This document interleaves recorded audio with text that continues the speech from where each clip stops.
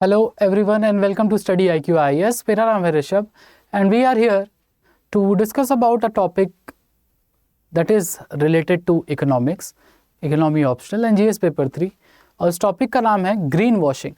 We will talk about green washing. ये दो तरह से इकोनॉमिक्स में काम आएगा आपको, GS paper 3 economics as well as environmental impact of economic growth. ठीक है, तो let's start the discussion without any delay. ठीक है, सो ग्रीन वॉशिंग. अब ये ग्रीन वॉशिंग ग्रीन से लिखा है, तो ये ग्रीन वॉशिंग होता क्या है? What is green washing? तो green washing is false claim made by companies to market their product as eco-friendly.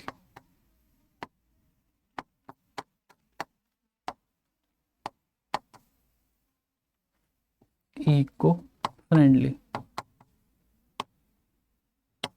ठीक है, जैसे अगर हम जनरल एग्जांपल समझने की कोशिश करें तो वाइट वॉशिंग से आप क्या समझते हैं? वाइट वॉशिंग कैसे? जस्ट वाइट वॉशिंग अ लाई, कि आपने कुछ झूठ बोला, अपने बारे में कुछ गलत बताया, अब आप पकड़े गए हैं, तो आप क्या कर रहे हैं? वाइट वॉश कर रहे हैं, उसको ढकने की कोशिश कर रहे हैं. अब जो गलत चीज़ है उसको सुधारने की बजाय उसको आप ढकने की कोशिश कर रहे हैं, तो इसको बोला जाता है वाइट वॉशिंग. ठीक है, white washing of the evil deeds done by someone. कि एक आदमी था, वो भाई गुंडा प्रवृत्ति का आदमी था, वो सुधर गया, तो अब उसकी नई पीआर की छवि यानी पब्लिक रिलेशंस की छवि एक बनाई जा रही है, एक उसकी इमेज बनाई जा रही है, उसके पुराने डीड्स को वाइट वॉश करके उसको ढका जा रहा है, ऐसे सफाई की जा रही है उसकी. तो ये होती है हमारी वाइट वॉशिंग.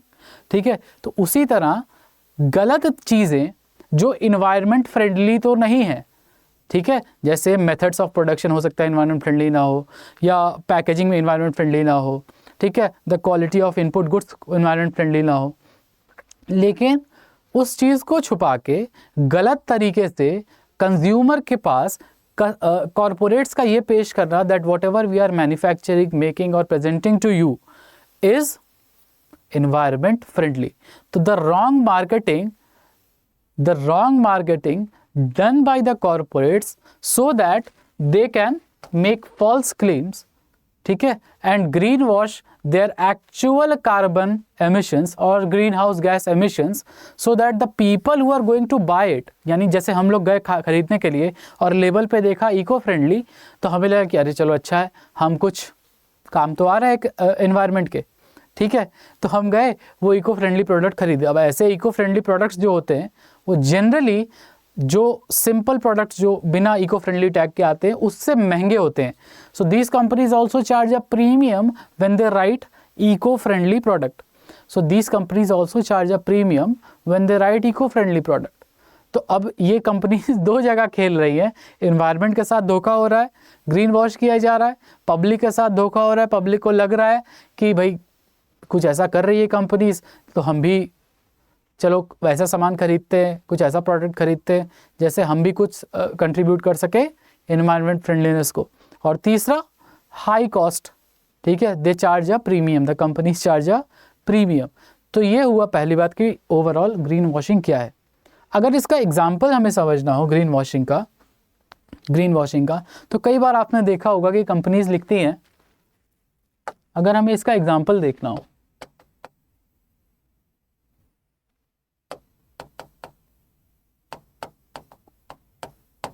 तो कई बार आपने सुना होगा या देखा होगा that the companies make claim, जैसे claims like we have used 50% more recycled material. We have used 50% more. अब ये चीज़ देखने की ज़रूरत है, 50% more recycled material in our product. तो एज अ कंज्यूमर जब आप ये चीज़ सुनेंगे तो आपको लगेगा अरे वाह क्या बात है, 50% से बढ़ गया. लेकिन एक्चुअली में क्या हो रहा है? तो 50% मोर में एक्चुअली में क्या हो रहा है कि earlier that same company was using actually 2% of recycled material,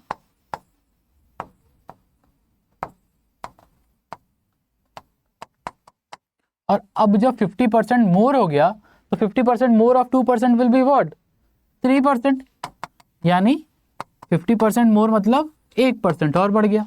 तो actual increase in use of renewable energy renewable input goods will be only 1%। 1% का चेंज आया है। पहले हम मान लो कि 100% गुड बनाने में 2% रिसाइकल्ड मटेरियल यूज कर रहे थे, अब 100% गुड बनाने में हम 3% यूज कर रहे हैं, बट 2 से 3 गए तो ओवरऑल चेंज कितना आया?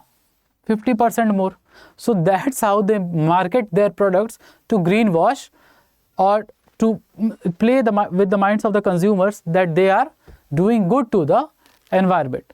तो ये हुआ हमारा ग्रीन वॉशिंग का वन ऑफ द एग्जाम्पल। इसी तरह चलो एक और एग्जाम्पल देखते हैं, ठीक है। अब जैसे आजकल जो खासकर बड़ी ऑयल कंपनीज हैं, ऑयल मार्केटिंग कंपनीज,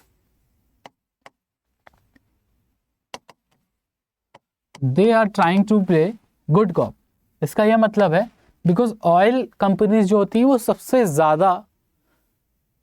ज़्यादा पोल्यूट कर रही होती हैं ग्रीन हाउस गैस से एनवायरनमेंट को, चाहे वो पेट्रोलियम बनाने के लिए कर रही हो, पेट्रोलियम एक्सट्रैक्ट करने के लिए कर रही हो, और पोस्ट यूज़ ऑफ पेट्रोलियम में है, यानी कि जब एमिट होता है from the tell pipe of vehicles तब भी तो ग्रीन हाउस गैस ही एमिट हो रहा है।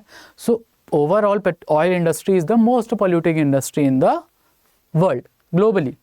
तो ऑयल मार्केटिंग कंपनीज अपने कुछ स्पेशल, जैसे जिसको ल्यूब्रिकेंट्स बोला जाता है, ल्यूब्रिकेंट्स, ठीक है, ऐसे ल्यूब्रिकेंट्स मार्केट में निकालते हैं, जिसको हम लोग जनरल भाषा में मोबिल बोलते हैं, ठीक है। ये मोबिल चेंज किया या नहीं, मोबिल इज अ कंपनी। तो सबसे पहले इंडिया में लुब्रिकेंट के नाम पे मोबिल थी, तो उसका नाम मोबिल पड़ गया, मोबिल मोबिल मोबिल, ठीक। सो लुब्रिकेंट्स में सो दे यूज सम प्रोडक्ट, ऐसा कुछ थोड़ा सा कुछ ऐसा यूज कर लेते हैं that is can be called green, ठीक है, और उसके ऊपर टैग क्या लगाते हैं, that we are eco friendly, ठीक है। 99% of that lubricant is made of chemical, ठीक है, 99% से ज्यादा वो लुब्रिकेंट केमिकल का बना हुआ है, बट इंडस्ट्री क्या कह रही है कि we have made it eco friendly. अब इको फ्रेंडली बोलते ही कंज्यूमर के दिमाग में क्या आ जा रहा है, that it is it making our environment sustainable, और साथ साथ they can charge a premium on this, कि भाई हम eco friendly research and development में इन्वेस्ट कर रहे हैं, तो we want that much money, हमको पैसा चाहिए, पैसा दो। तो कंज्यूमर तैयार है कि हाँ भाई हम भी अपना कुछ कंट्रीब्यूट करते हैं एनवायरनमेंट के लिए, ठीक है। तो ये है one more example of green washing. ऐसे बहुत सारे एग्जांपल हैं।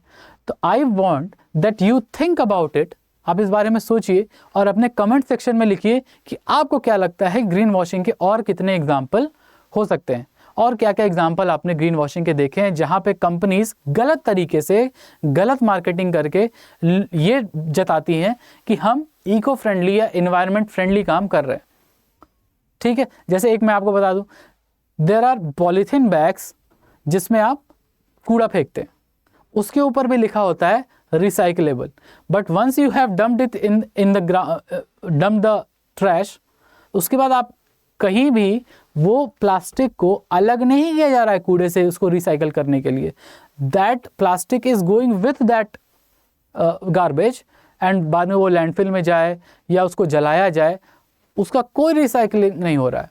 हाँ, but the companies market it as that this plastic is recyclable. Ultimately क्या हो रहा है, एट लास्ट जाके हो क्या रहा है, that plastic is not providing any good output for the environment.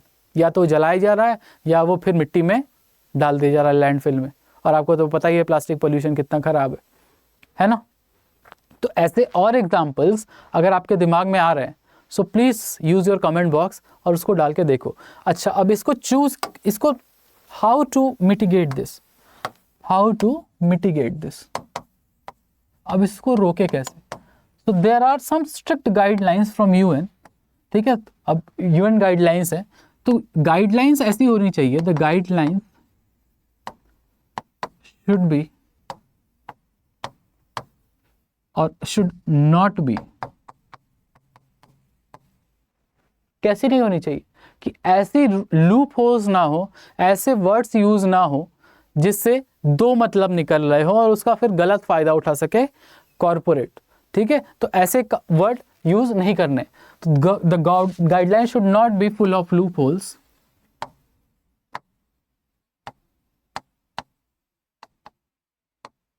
ठीक है, there should be single rule book for similar industries so that they can't play with the words, play with the emotions, play with the money of the people, ताकि वो खेल ना पाए जज्बातों के साथ और गलत प्रोवाइड ना करें लोगों के दिमाग में ये पिक्चर कि बड़ा ही इको फ्रेंडली प्रोडक्ट वो यूज कर रहे हैं, although they are not, we have seen it with the example. ठीक है, और क्या किया जा सकता है? Make people aware plus educate them about sustainability। जैसे अगर आपको मालूम हो तो एक यूट्यूबर ने सिंपल सी एक मुहिम शुरू की about the sugar and the palm oil being used in India. ठीक है, तो अवेयरनेस बढ़ी लोगों में, तो लोगों ने पीछे लेबल पढ़ना शुरू किया कि what is the nutritional label of this product जो हम खा रहे हैं, जैसे कॉर्नफ्लेक्स खाते थे बच्चे या ये सब, तो पता चला कि इतना शुगर है, बॉर्नविटा में इतना शुगर है, इसमें इतना शुगर है, उसमें उतना शुगर है। सो people started to get aware. So companies also started to change their overall how they are making the product, reducing the sugar in their overall drinks etc. तो उसी तरह अगर हम लोगों को अवेयर और एजुकेट करें कि कैसे ये जो कंपनीज है आपको गलत पिक्चर दिखा रही हैं, तो हो सकता है the corporates will also try to improve upon how they are using it. Also any corporate who is using recycle, जैसे कोई बैम्बू से अपना टी शर्ट बना रहा है, they are using recyclable environment friendly material to make a t-shirt, but the process of production is not environment friendly। ऐसा हो सकता है ना कि जिस तरीके से वो बनाया जा रहा है, हाँ रॉ मटेरियल उसका एनवायरमेंट फ्रेंडली है, बट जिस तरीके से बनाया जा रहा है that is a lot of green house gases being emitted. तो overall green house gas emission कितना है वो देखा जाए, ना कि ये देखा जाए कि रॉ मटेरियल यूज किया गया है। सिलेक्टिव, इसका मतलब avoid and make rules against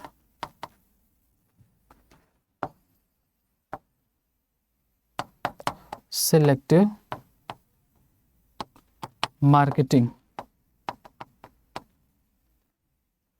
ठीक है, तो अगर ये सेलेक्टिव मार्केटिंग यानी हमने raw material eco friendly use कर लिया, बाकी प्रोसेस ऑफ प्रोडक्शन के बारे में हम नहीं बता रहे, तो ओवरऑल उस टी शर्ट को बनाने में हमने ग्रीन हाउस गैस एमिट ही की है, लेकिन हम जनता को क्या दिखा रहा है, जिसको बेचने जा रहे हैं कि we are using 100% sustainable material that is bamboo. तो लोगों के दिमाग में क्या है, we are using a sustainable product, but it is not sustainable because green house gas is being emitted in a large amount because process of production is not that green. तो ये जो सिलेक्टिव मार्केटिंग है उसके ऊपर लगाम लगाने की जरूरत है, so that people can get aware of the situation that is going around. Okay, so ये हुआ हमारा mitigation, some of the mitigation strategies. चलिए ऐसे ही किसी और नए टर्म के साथ और नए डिस्कशन के साथ मिलेंगे। हाँ, अगर इस का PDF आपको चाहिए इस सेशन का, तो you can join my Telegram channel here and we can, और you can write to me on this email ID rishabh.singh@studyIQ.com कि अगर आपको इकोनॉमिक्स ऑप्शनल और इकोनॉमिक्स एज इन जनरल कोई डाउट है, कोई क्वेरी है, आप डायरेक्टली मुझसे यहाँ पे पूछ सकते हैं if you want to clear your doubts. Also एक बात और, अगर आपको वैल्यू एडेड मटेरियल साथ साथ चाहिए, करंट अफेयर्स लिंकेजेस देखने हैं, तो I post a lot of materials here that is relevant for your exams for UPSC CSC।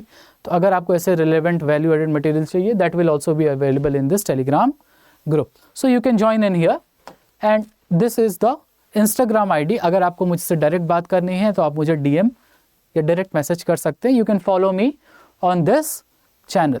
ठीक है, this is my channel name and this is the QR code. You can join me on Instagram also. So thank you everyone. We will meet again soon with some other discussion. Tab tak ke thank you. Bye bye. Have a good day.